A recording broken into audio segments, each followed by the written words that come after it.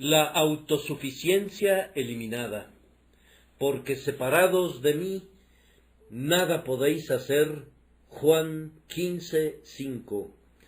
Consciente de esta verdad en mi propio caso, busco sinceramente la ayuda del Espíritu de Dios, tanto en la predicación como en cualquier otro ejercicio espiritual que haga, pues separado de Él nada puedo hacer. Es un hecho notable que todas las herejías que han brotado en el seno de la Iglesia cristiana han tenido la tendencia a deshonrar a Dios y a adular al hombre. Siempre han guardado la exaltación de la naturaleza humana como su refugio, si no es que como su meta abierta, y han buscado el abatimiento de la soberanía de la gracia divina. Estos falsos profetas quieren derramar lustre sobre la cabeza de la criatura rebelde y depravada y robarle a Dios la gloria que es debida a su nombre. Por otro lado, las doctrinas del Evangelio, comúnmente conocidas como las doctrinas de la gracia, se distinguen sobre cualquier otra doctrina por esta peculiaridad, es decir, que abaten a la criatura a un lugar muy bajo y nos presentan al Señor Jehová sentado en un trono elevado y exaltado. Tan cierto es esto, que el cristiano más ignorante, aun si es incapaz de refutar un discurso erróneo, sería capaz de descubrir su falsedad, determinando si glorifica al hombre a costa de Dios. El más pequeño bebé en la gracia puede llevar esta prueba consigo. En medio de la diversidad de opiniones que lo circundan, siempre puede juzgar, y hacerlo infaliblemente, por cierto, acerca de la verdad o la falsedad de una doctrina, probándola de esta manera: glorifica a Dios, si lo hace, es verdadera; exalta al hombre, entonces debe ser falsa. Por otra parte, coloca al hombre en un lugar muy bajo y habla de él en términos que lo conducen a sentir su degradación, entonces, sin duda, está llena de verdad. Y pone la corona sobre la cabeza de Dios, y no sobre la cabeza del libre albedrío del hombre, o de su libre agencia, o de las buenas obras, entonces, con toda certeza, es una doctrina de acuerdo a la piedad, pues es la misma verdad del Señor nuestro Dios. Mi texto, que es la propia palabra de Cristo, contiene una doctrina que pertenece a la categoría que habla en contra de la exaltación de la humanidad y echa por tierra sus elevadas esperanzas y desdeña sus altivas miradas. Y esta frase honra a Cristo precisamente en esa medida y lo exalta en la estima de todo su pueblo. Esta mañana voy a hablar de mi texto de esta manera. Jesús dijo: separados de mí, nada podéis hacer. Primero, esto es cierto en cuanto a sus santos en temas concernientes a ellos mismos. En segundo lugar, esto es todavía más manifiestamente cierto en cuanto a los hombres inconversos y no regenerados. Y en tercer lugar, la experiencia descubrirá que es igualmente un hecho si miramos a los santos en relación a los pecadores. Sin Cristo, el santo más sincero no puede hacer nada para la conversión del pecador. Entonces comenzamos con el santo en relación a sí mismo. Jesús les dijo a los apóstoles, y si se los dijo a ellos, con toda certidumbre nos dice también a nosotros, al menos con la misma fuerza: separados de mí, nada podéis hacer. Vamos a explicar esto, y luego vamos a sustentarlo, y luego extraeremos una lección práctica. Hijo de Dios, Jesucristo te habla personalmente en este día y te dice: separado de mí, nada puedes hacer. ¿Entiendes esto?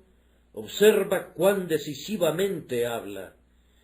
Yo tomo prestado de Agustín mucho material para la exposición que presento a continuación. Él comenta que esta frase parece haber sido escrita para poner un fin a las impudentes posturas de los pelagianos, pues el texto no dice: separados de mí, difícilmente podrían hacer algo. Será con extrema dificultad que podrán cumplir una buena obra o alcanzar un propósito santo. No, pone el hacha mucho más decisivamente a la raíz. Dice: separados de mí, nada podéis hacer. Absoluta y positivamente nada. ¿Cómo? No dice que si busco y me esfuerzo, si concentro todas mis energías en un solo punto, si concentro todas mis facultades en un propósito, ni aun así podría lograrlo.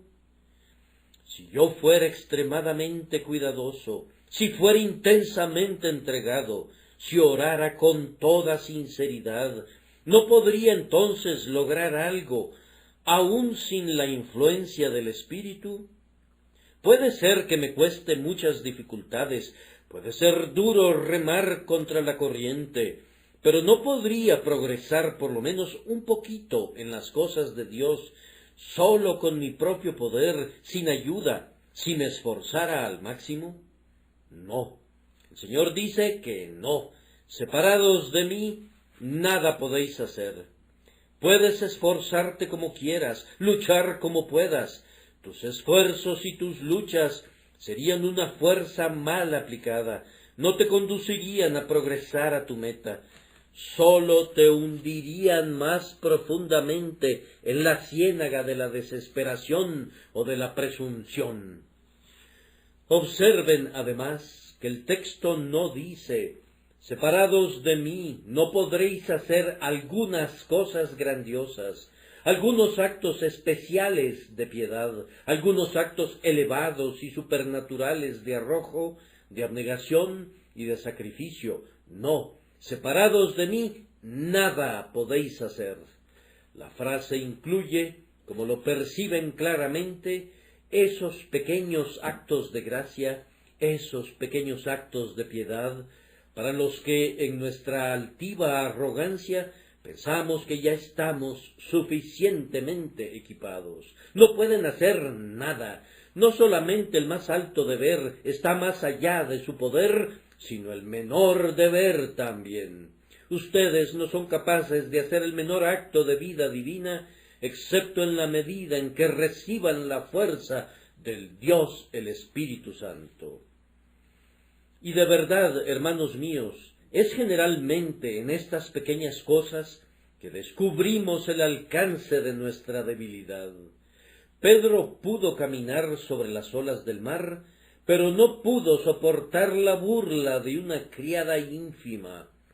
Job pudo tolerar la pérdida de todas las cosas, pero las palabras recriminadoras de sus falsos amigos, aunque no eran más que palabras y no rompían huesos, lo llevaron a hablar mucho más amargamente que toda la sarna maligna y las ampollas que estaban en su propia piel. Jonás dijo que hacía bien en enojarse hasta la muerte por una calabacera. ¿No han oído a menudo que hombres valientes que han sobrevivido cientos de batallas han muerto al final por causa del más trivial accidente? ¿Y no ha sucedido lo mismo con cristianos que profesan? Ellos se han erguido rectamente en medio de las más duras pruebas, han sobrevivido las más arduas pugnas, y sin embargo, en una hora mala, al confiar en ellos mismos, su pie ha resbalado bajo alguna ligera tentación o debido a alguna pequeña dificultad.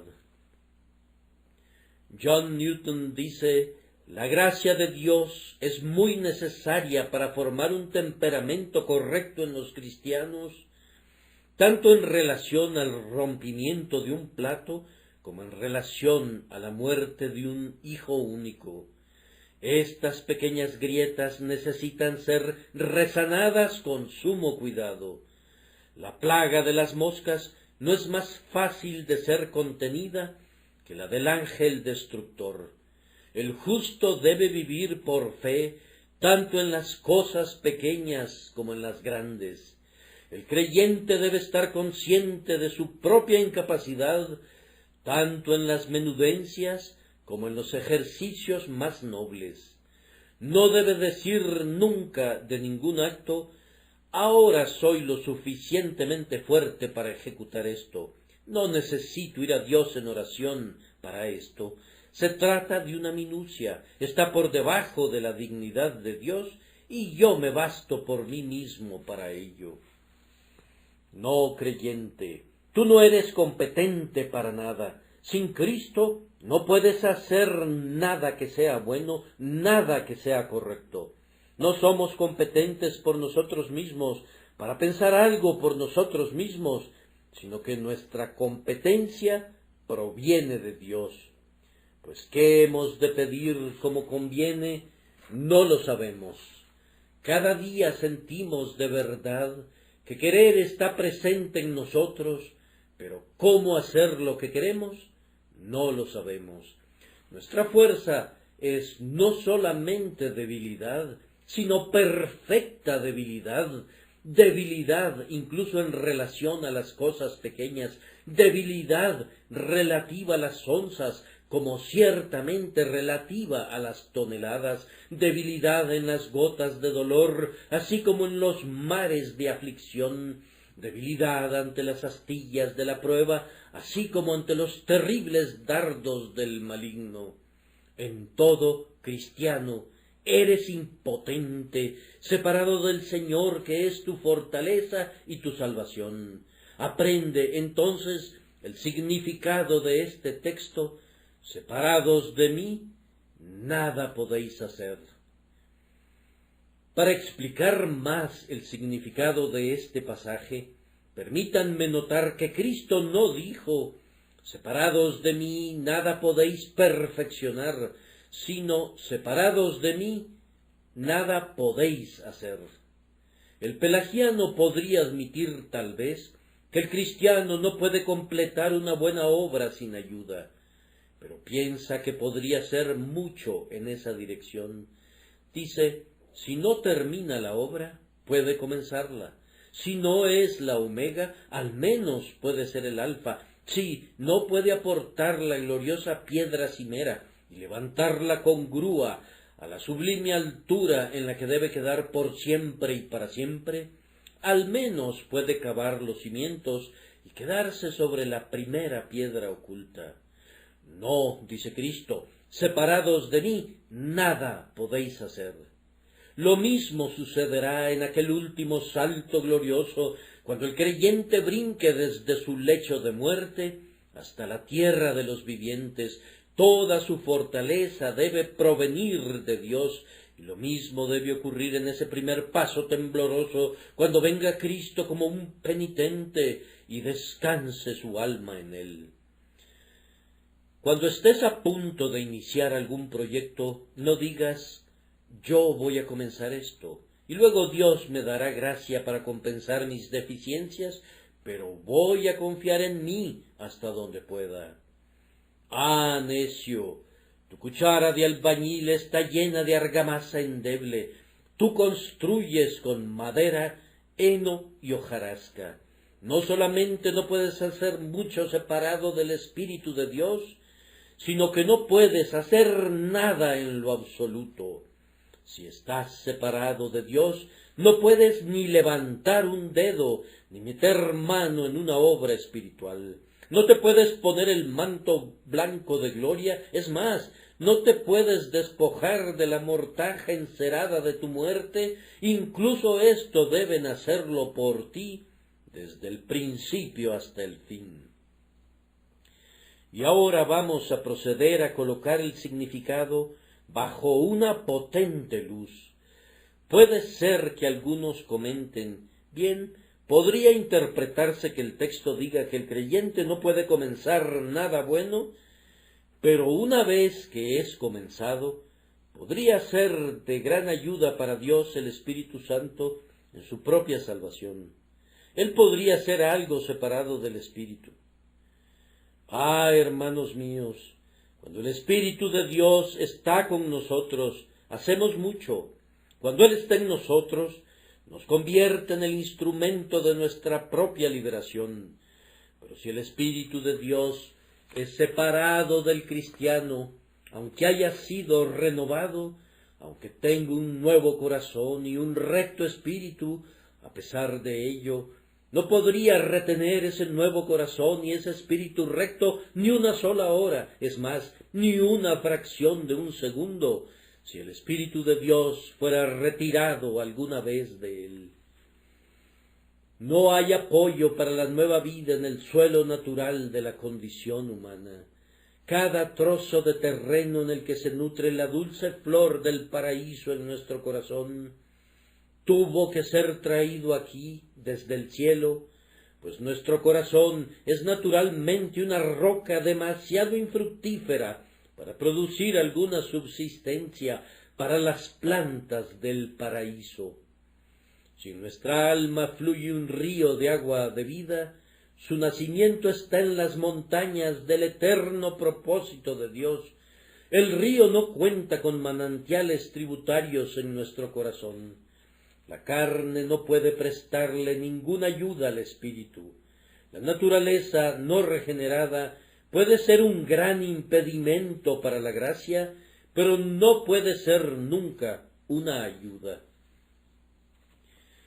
El apóstol Pablo no estuvo convencido nunca que el hombre viejo fuera una ayuda para el hombre nuevo. Si hubiera sido una ayuda, no habría clamado: «Miserable de mí, ¿quién me librará de este cuerpo de muerte?». Le habría dado la mano a ese cuerpo de muerte y le habría agradecido su ayuda si le hubiese prestado alguna, pero sintió que era tan inútil como lo sería un esqueleto muerto, podrido, corrupto, inmundo y nocivo que hubiera sido encadenado a una persona viva.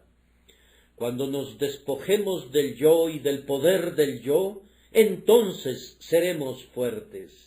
Pero toda la fuerza de la naturaleza no es sino una debilidad para la gracia, y todo el poder y la energía de la carne no son sino un obstáculo para el Señor y no una ayuda para Él. Separados de Él, en el sentido más amplio en el que este lenguaje pueda ser entendido, nada podemos hacer. Y ahora, habiendo procurado explicar de esta manera el texto en relación al cristiano, permítanme sustentarlo. Quiero sustentarlo, primero que nada, apoyándome en la aprobación común de todos los creyentes de todas las épocas. Con la excepción de los antiguos pelagianos y su moderna prole, yo desconozco que la Iglesia haya aportado algún caso de algún profesante que haya dudado de la incapacidad del hombre separado de Dios, el Espíritu Santo. Nuestras confesiones de fe son casi unánimes sobre este punto. Pero escucho que alguien pregunta: ¿acaso no creen los arminianos que hay una fuerza natural en el hombre por la cual él puede hacer algo? No, hermanos míos. El verdadero arminiano no puede creer tal cosa. Arminio habla muy correctamente acerca de este punto. Cito sus propias palabras de conformidad a la traducción que poseo. Es imposible que el libre albedrío, sin la gracia, comience o perfeccione cualquier bien verdadero o espiritual. Yo afirmo que la gracia de Cristo, en lo tocante a la regeneración, es simple y absolutamente necesaria para la iluminación de la mente, para el ordenamiento de los afectos y para la inclinación de la voluntad hacia lo que es bueno. Eso es lo que opera en la mente, en los afectos y en la voluntad, lo que infunde buenos pensamientos en la mente, lo que inspira buenos deseos en los afectos y conduce a la voluntad a ejecutar esos buenos pensamientos y esos buenos deseos. Va por delante, acompaña y sigue, provoca, ayuda y obra en nosotros el querer y obra con nosotros para que no queramos en vano. Previene tentaciones, está junto a nosotros y nos ayuda en las tentaciones. Es una ayuda en contra de la carne, del mundo y de Satanás, y en el conflicto nos concede gozar de la victoria. Levanta de nuevo a los que son vencidos y caen, los restablece y los dota de nueva fuerza y los vuelve más cautos. Comienza, promueve, perfecciona y consuma la salvación. Yo confieso que la mente del hombre natural y carnal está entenebrecida, que sus afectos son depravados, que su voluntad es refractaria y que el hombre está muerto en el pecado. Richard Watson, quien entre los arminianos modernos es considerado como un teólogo clásico, especialmente en la denominación wesleyana, es igualmente claro sobre este punto. Él admite plenamente que el pecado de Adán introdujo en su naturaleza tal impotencia radical y tal depravación que es imposible que sus descendientes hagan algún esfuerzo voluntario tendiente a la piedad y la virtud. Y luego cita con gran aprobación una expresión de Calvino, en la que Calvino dice: el hombre está tan completamente hundido como anegado por una inundación, que ninguna parte suya es libre de pecado, y por tanto todo lo que procede de él es considerado pecado. Es muy satisfactorio contar con estos testimonios relacionados con la doctrina común de la Iglesia. Yo sé que algunos arminianos no creen ni siquiera lo mismo que creyeron Arminio o Richard Watson. Yo sé que algunos de ellos no entienden ningún credo, ni siquiera su propio credo, pues en todas las denominaciones hay hombres tan ignorantes de toda teología que sobre cualquier base se aventuran a declarar que son arminianos o calvinistas, sin saber lo que Calvino o Arminio enseñaron. Los arminianos estarían mucho mejor si por lo menos fuesen tan buenos como Arminio. A pesar de lo que se haya desviado de la fe en algunos aspectos, no fue un hereje ni la mitad de confundido, como lo son multitudes de sus seguidores, pues en algunos puntos era un defensor tan firme y tan resuelto de la fe como lo fue el propio Calvino. Mis queridos amigos, en vez de quedarnos más tiempo en este punto, déjenme hacer una o dos observaciones más. Supongan por un momento que la doctrina de nuestro texto no fuera verdadera y que los cristianos tuvieran el poder en sí mismos para hacer algo. Tomen sus Biblias cuando lleguen a casa y vean qué gran cantidad de promesas de la palabra de Dios se quedarían sin ninguna validez para ustedes. Dios no hizo nunca una promesa que no fuera necesaria. Ahora, si yo tuviera fuerza por mí mismo, Dios ciertamente no hubiera necesitado hacerme la promesa de darme su fuerza.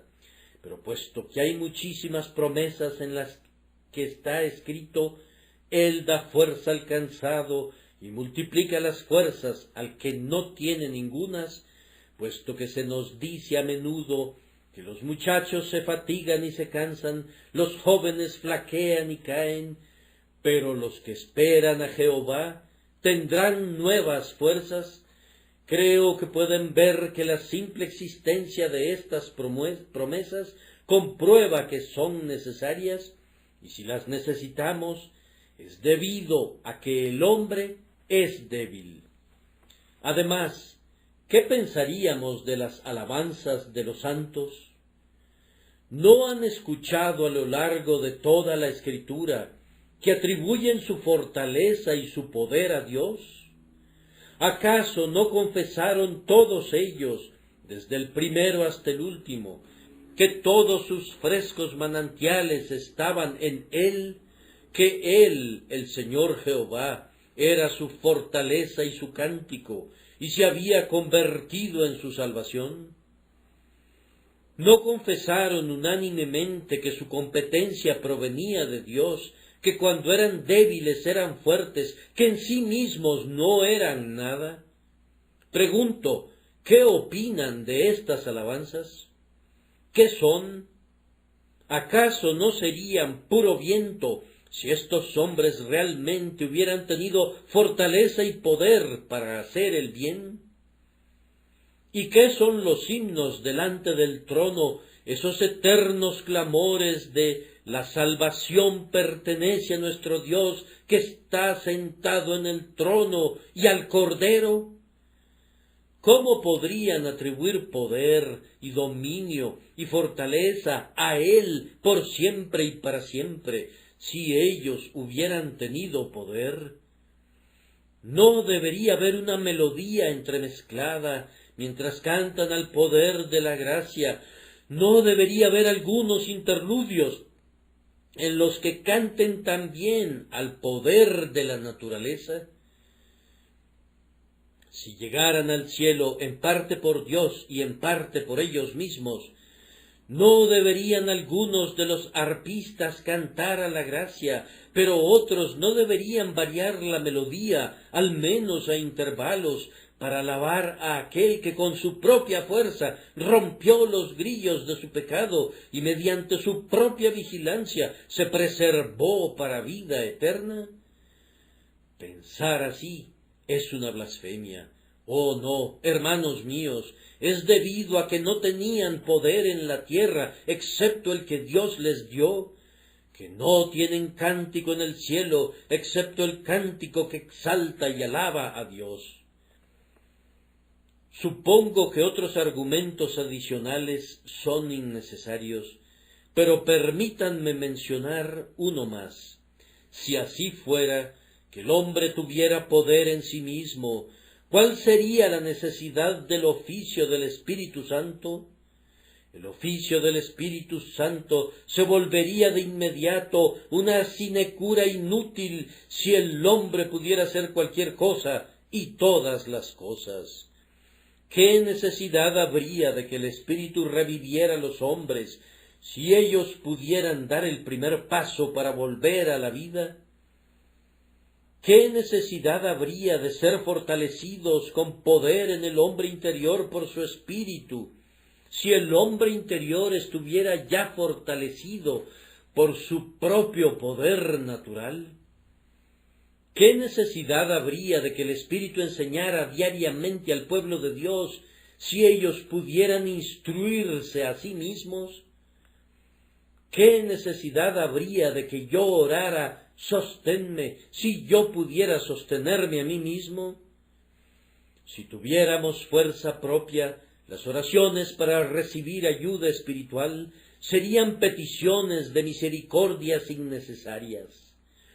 Yo afirmo que si el hombre poseyera la suficiente gracia para evitar el pecado durante una hora por sí mismo, no sería necesario que orara, al menos durante esa hora. ¿Para qué querría más fortaleza de la que necesita? ¿Habría de recibirla para luego gastarla en sus lascivias? Si fuera posible que yo llevara a cabo una sola acción santa, separado del Señor Jesús, entonces déjenme completar esa sola acción separadamente de Él. Permítanme prescindir del Espíritu Santo durante ese tiempo. Pero ustedes se rebelan ante esa idea. Veo que les causaría horror que yo continuara hablando así. No, dirían ustedes, día a día tenemos la necesidad de orar, cada hora tenemos la necesidad de confiar. Alma mía, En Dios solamente reposa, porque de Él es mi esperanza. Me veo forzado a sentir cada día que no puedo hacer nada sin Él. Mi fortaleza es enteramente suya.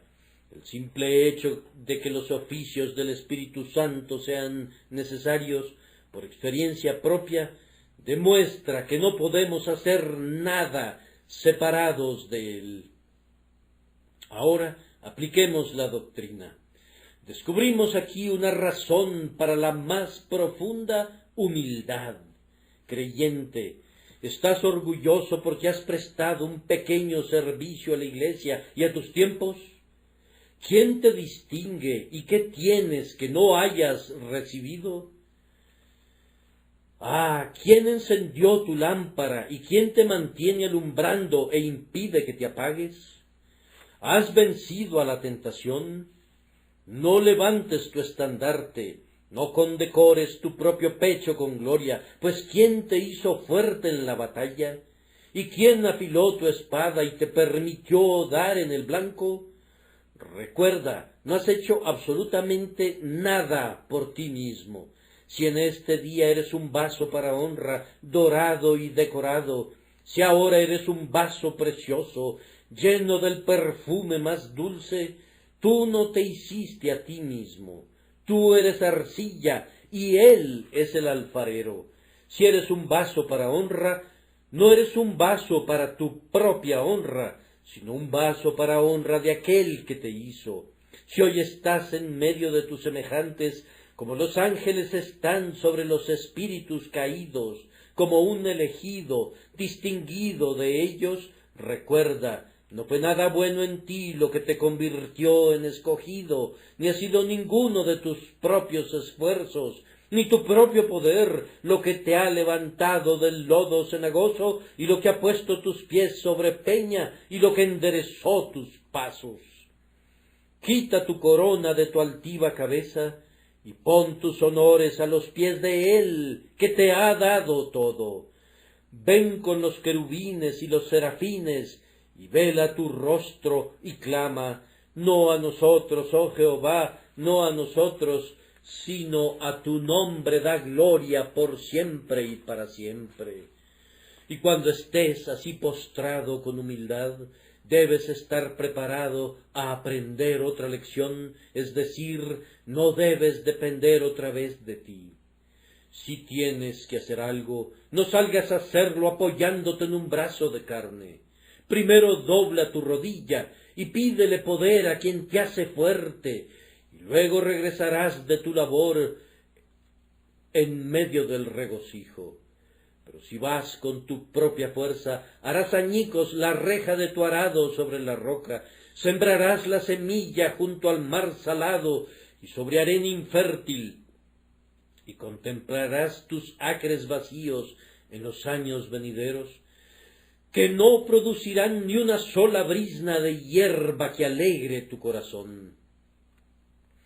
Confiad en Jehová perpetuamente, porque en Jehová el Señor está la fortaleza de los siglos, pero esa fortaleza no está disponible para ti en tanto que descanses en alguna fuerza propia. Él te ayudará si eres como un gusano, pero si quieres ser fuerte en ti mismo, retirará su propio poder de ti y causará que tropieces y caigas, y si tropiezas, considera como una dicha que no termines convertido en añicos. Aprende entonces la gracia de depender diariamente de Dios y hazlo constantemente con la debida humildad. Hermanos y hermanas míos, quiero hablar sinceramente antes de abandonar este punto, pues se trata de un vicio común a todos nosotros, volvernos independientes. Recibimos un surtido de gracia en nuestra mano y pensamos que gastaremos el dinero de nuestro bolsillo antes de recurrir al tesoro de nuestro Padre. Si tenemos un poco de fe y nuestro Señor nos honra con el gozo de su presencia, entonces nos engreímos de tal manera que clamamos: mi monte está firme, no seré jamás conmovido. Ah, siempre hay una prueba a la mano. ¿No es cierto que nosotros nos generamos la mayoría de nuestras pruebas por nuestra jactancia y encendemos nuestro propio horno con el combustible de nuestra altivez? Si fuésemos más semejantes a los niños y descansáramos más simplemente en el poder del Espíritu, ¿no seríamos más felices? ¿Acaso Dios nuestro Padre no esconde su rostro? Porque si viéramos demasiado su rostro, ¿podríamos exaltarnos sin medida? ¿Acaso esa espina no rasga nuestra carne, porque de otra manera permaneceríamos acostados sobre el lecho de la seguridad carnal y dormiríamos durante todo el día? Oh, podríamos estar siempre en la cima de la montaña, si no tuviésemos cabezas tan aturdidas y pies tan resbalosos. Podríamos tener siempre nuestras bocas llenas de dulzura, si no fuera porque somos tan débiles que no podemos soportar siempre estas dulces cosas y debemos dar un trago de ajenjo para ser conducidos otra vez mediante un tónico amargo a un estado saludable de alma. Yo oro para que ustedes busquen quedar postrados en el suelo delante de nuestro Dios, pues cada pulgada que nos alzamos por sobre el suelo es una pulgada demasiado alta. No se trata de una pulgada hacia el cielo, sino de una pulgada hacia el infierno. Cada gramo de fortaleza propia que ganemos es un gramo de debilidad, y cada partícula de confianza en sí mismo no es sino una nueva partícula de veneno aplicado a nuestras venas.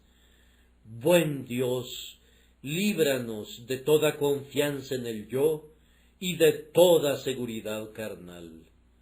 Ahora me encamino a la segunda parte de mi sermón, en la cual me detendré brevemente, pero hablaré de todo corazón. Separados de mí, nada podéis hacer. Si esto es válido para el santo, afirmamos que es igualmente válido, aunque debería decir más contundentemente válido, en cuanto al pecador. En vez de hacer una división didáctica aquí, como lo hice con el primer encabezado, permítanme hablar de inmediato a la conciencia. Pecador, el Hijo de Dios que ha sido revivido y renovado, siente que separado de Cristo nada puede hacer. Cuánta mayor validez tiene esto para ti, pues tú estás absolutamente muerto en delitos y pecados. Aunque el pámpano esté en la vid y haya sido injertado en el buen olivo, no puede producir ningún buen fruto sin el tronco. Cuánto menos puedes esperar hacer algo tú, pues ni siquiera estás injertado, sino que perteneces al olivo silvestre. ¿Cómo podrías producir fruto si el cristiano, cuyo rostro ha sido limpiado, no puede mantenerlo limpio? Cuánto más difícil no es para el etíope, pues eso eres tú, mudar su piel, o para el leopardo quitar sus manchas. Si cuando el creyente es sanado de su lepra, siente que la lepra podría brotar cada día, si no fuera por el constante poder milagroso del buen médico, ¿cuánto menos podrías tú limpiarte a ti mismo, estando contaminado por completo por la lepra del pecado? Pecador, es cierto en cuanto a ti que, a menos que seas visitado por el Espíritu Santo, a menos que seas unido a Cristo, nada puedes hacer. No estamos afirmando que eres incapaz físicamente, pues puedes efectuar actos naturales, puedes asistir a la casa de Dios, puedes leer la palabra de Dios, tú puedes hacer 1000 cosas que sólo necesitan de tus brazos y de tus piernas y de tus ojos. Tampoco eres incapaz mentalmente. Tú puedes discernir entre el bien y el mal. Tú puedes juzgar sobre la verdad y el error, y eres verdaderamente culpable al elegir lo falso y rechazar lo verdadero. Hablamos ahora de tus acciones espiritualmente, no moralmente. Tú eres tan enteramente incapaz de todos los actos espirituales como los muertos en los cementerios o como los huesos secos después de haber pasado por el fuego. La vida espiritual no permanece en ti. No tienes ningún poder espiritual con el que puedas ayudarte.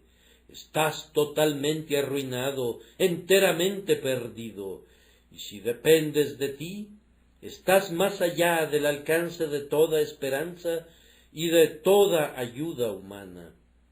Sin embargo, te ruego, recuerda que esta incapacidad tuya es pecaminosa.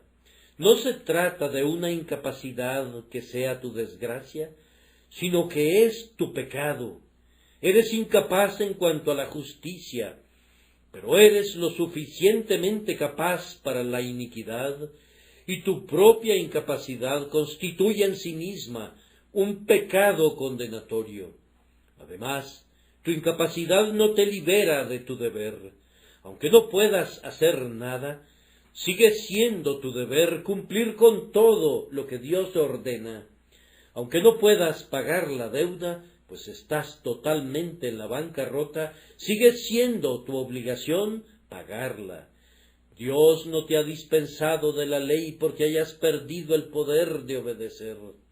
No, ni siquiera el Evangelio retira alguno de sus preceptos porque no puedas cumplirlos en ti o por ti.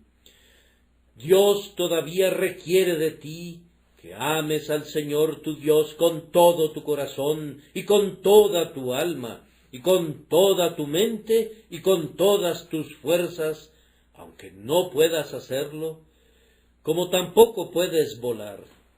Todavía requiere de ti que te vuelvas del pecado y que creas en el Señor Jesús con todo tu corazón, aunque no puedas cumplir con esto. Como la piedra no se puede transformar en ángel, o como las rocas calladas no pueden prorrumpir en aleluyas de eternidad.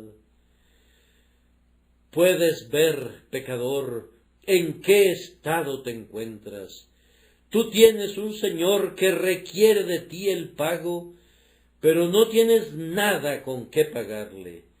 Tú tienes los mismos requerimientos que Adán tuvo en el huerto, pero has perdido toda capacidad de cumplir con el requerimiento.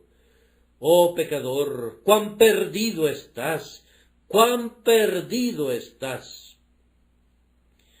Pero escucho que alguien dice, predicar de esta manera paraliza los esfuerzos de los hombres y los lleva a decir, no puedo hacer nada.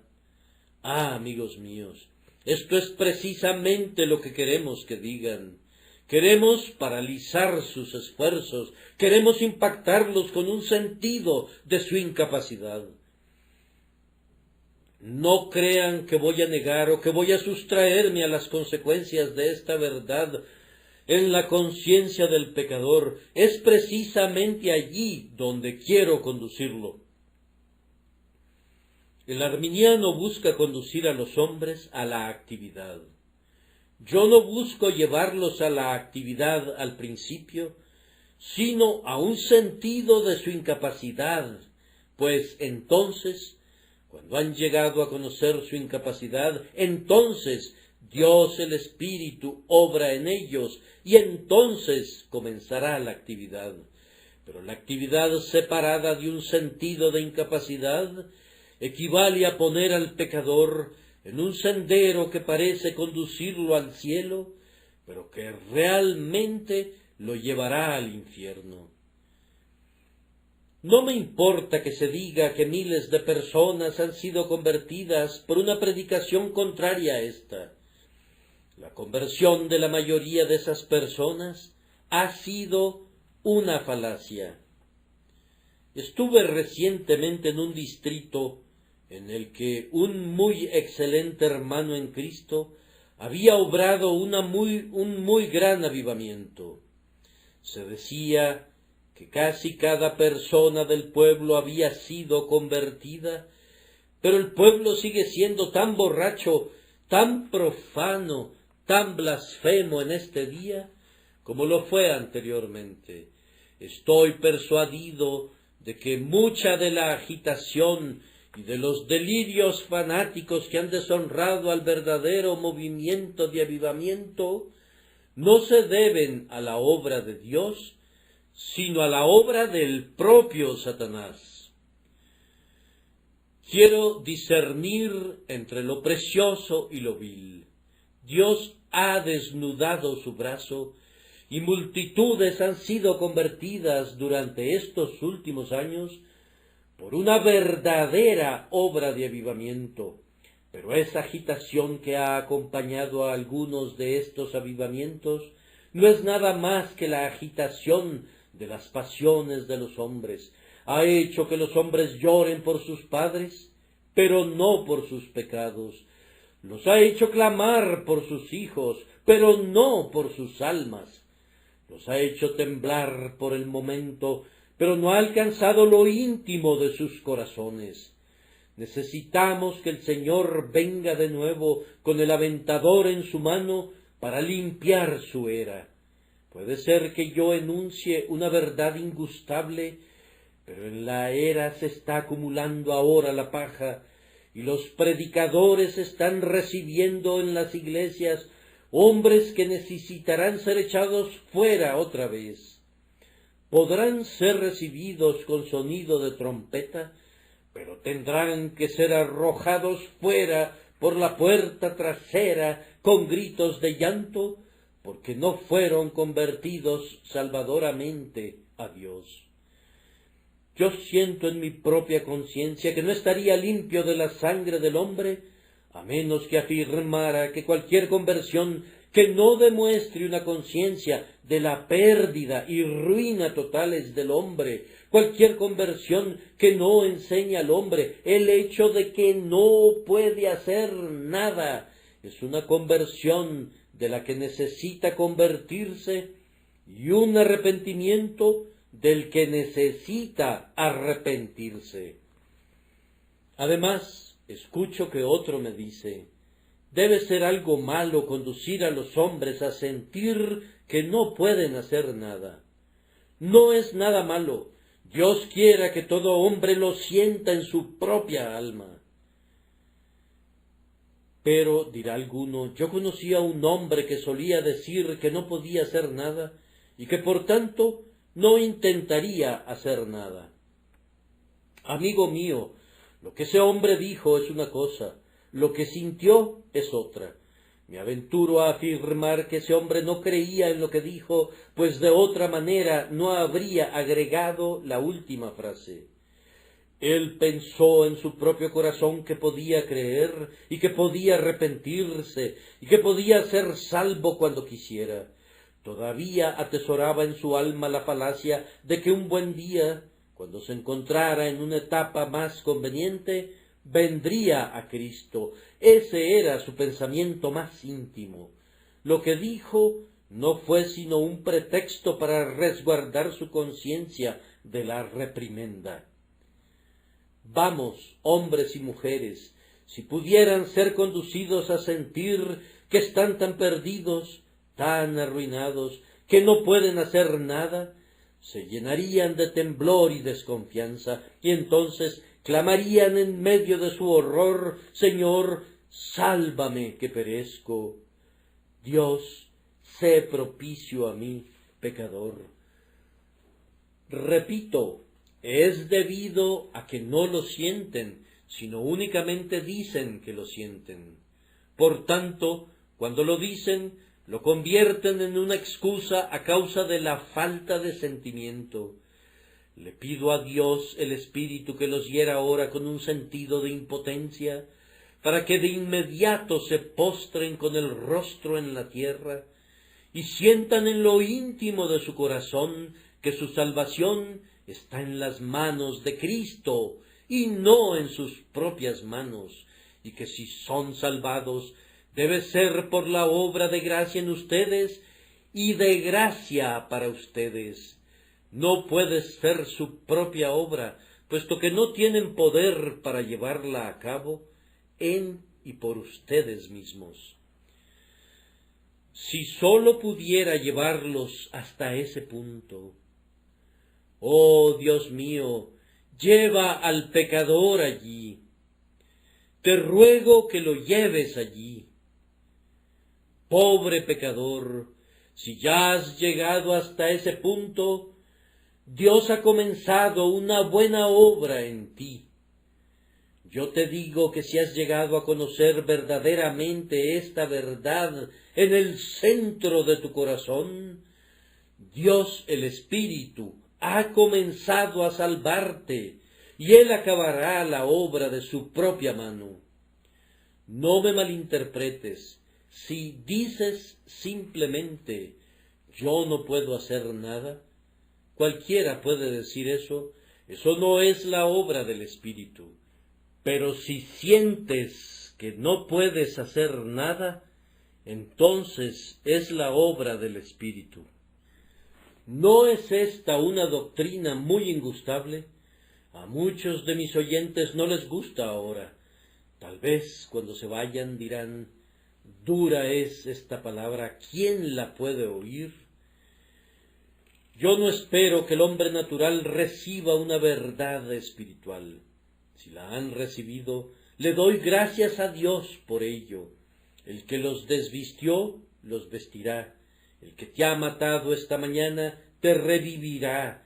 El que te ha hecho sentir que no puedes hacer nada, te fortalecerá para hacer todas las cosas. Si pudieras ver en el fondo de tu tesoro, verías que no queda ni un centavo allí. Si pudieras sentir tu propio vacío, estoy seguro de que pronto verías la plenitud de Cristo y descubrirías que Él puede salvar perpetuamente a los que por Él se acercan a Dios, que aunque no podamos hacer nada, Él puede hacerlo todo, que aunque nosotros no podamos ni comenzar ni terminar, Él es el alfa y el omega, principio y fin, el autor y consumador de nuestra fe. Ahora concluyo con el tercer encabezado: separados de mí, nada podéis hacer. Esto es aplicable al santo en relación al pecador. Hermanos, a veces recibo información acerca de hombres llamados revivalistas, y yo supongo que la gente se imagina que hay algún poder en ellos o relacionado con ellos para crear un avivamiento. Yo lamentaría llevar ese título para que no se llegara a pensar que me arrogo algún poder. Yo sé también que la gente planea algunas veces un avivamiento en un determinado tiempo, como si el Espíritu de Dios estuviera a su disposición, como si ellos pudiesen hacer que el viento, que sopla de donde quiere y cuando le place, viniera a su llamado y a su indicación. Yo creo que todo eso pretende comenzar por el punto equivocado.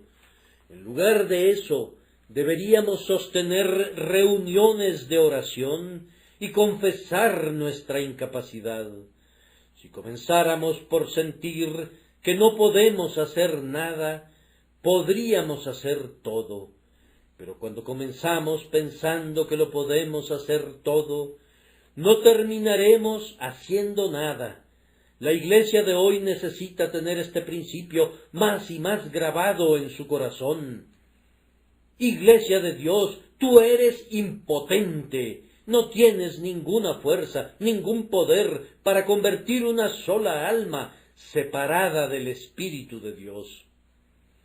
¿Ha corroborado alguno de ustedes esto por experiencia propia? Tal vez me dirijo a un padre que tiene muchos hijos. Dice, uno de mis hijos me confunde por completo.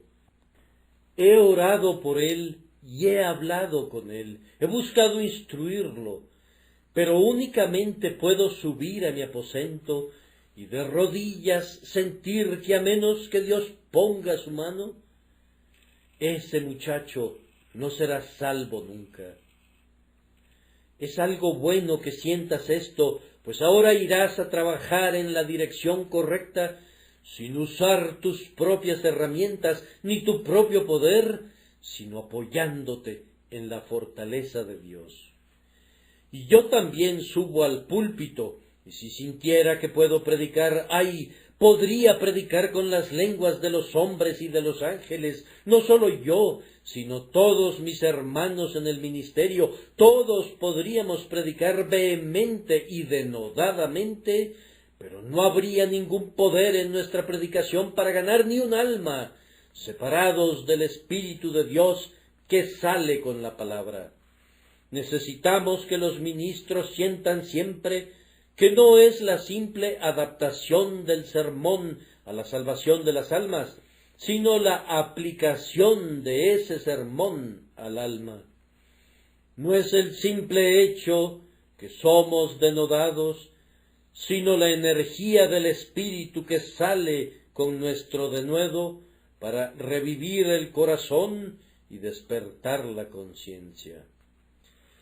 Maestros de escuelas dominicales, ustedes necesitan sentir esto. No los desalentará, no los paralizará, los hará fuertes, pues cuando somos débiles, entonces somos fuertes. Necesitan sentir que no pueden convertir a un niño de su clase de la misma manera que no podrían crear un mundo, que no pueden cambiar un corazón, como tampoco podrían hacer que un océano se encendiera en llamas, ni podrían forzar al sólido granito para que cabalgara sobre fuentes líquidas hasta el cielo. Ustedes saben que esto está en las manos de Dios y no en las manos de ustedes. A ustedes les corresponde usar los medios, pero corresponde a Dios obrar el resultado. Vayan entonces todos ustedes, amados de su Dios, a sus distintos trabajos, haciendo a un lado su propia confianza y dependiendo simplemente, enteramente y plenamente en Dios. Creo que se haría mucho más bien en el mundo si algunos de aquellos que tratan de hacer el bien miraran menos a su propio poder carnal para hacerlo. Quiero decir con esto que si tuviesen menos poder aparente, tendrían más fuerza. Hay una historia contada por Toplady acerca de un doctor Geiss, un hombre muy instruido. Él tenía el hábito de preparar sus sermones muy cuidadosamente y solía leerlos muy acuciosamente. Hizo esto durante muchos años, pero nunca se supo que un pecador fuera salvado por medio de este hombre, nunca se dio tal maravilla. El pobre buen hombre, pues era un hombre entregado y deseaba hacer el bien, estaba un día orando en el púlpito, pidiéndole a Dios que lo hiciera un ministro útil. Cuando hubo terminado su oración, quedó completamente ciego. Tuvo suficiente control de sí mismo para predicar el sermón de manera improvisada, aunque lo había preparado previamente con notas. La gente no notó su ceguera. Cabe decir que no habían oído nunca antes al doctor predicar un sermón como ese. La gente prestó una profunda atención. Varias almas fueron salvadas. Como pudo, bajó del púlpito y comenzó a expresar su profunda tristeza porque había perdido su vista. Pero una buena anciana que estaba presente le dijo, tal vez de manera poco amable, aunque cierta: «Doctor, Nunca antes le habíamos oído predicar de esa manera. Y si eso es el resultado de que se haya quedado ciego, es una lástima que no se haya quedado ciego hace 20 años, pues ha hecho más bien hoy que durante 20 años. Así que no sé si sería bueno que algunos de los finos lectores de sermones se quedaran ciegos, si se vieran forzados a ser menos sofisticados en la preparación de sus sermones, si abandonaran una media docena de palabras duras que siempre anotan tan pronto se les ocurren, usándolas como piedras en medio del sermón, si cuando subieran al púlpito, aunque fueran condenados por los críticos por hablar un lenguaje vulgar, hablaran de cosas sencillas que la pobre gente pudiera apreciar, si sólo hiciesen eso con la ayuda de Dios, la ausencia de su poder mental sería el medio de mayor poder espiritual, y tendríamos un motivo para dar gracias a Dios, porque el hombre se vería disminuido y porque Dios brillaría con mayor resplandor.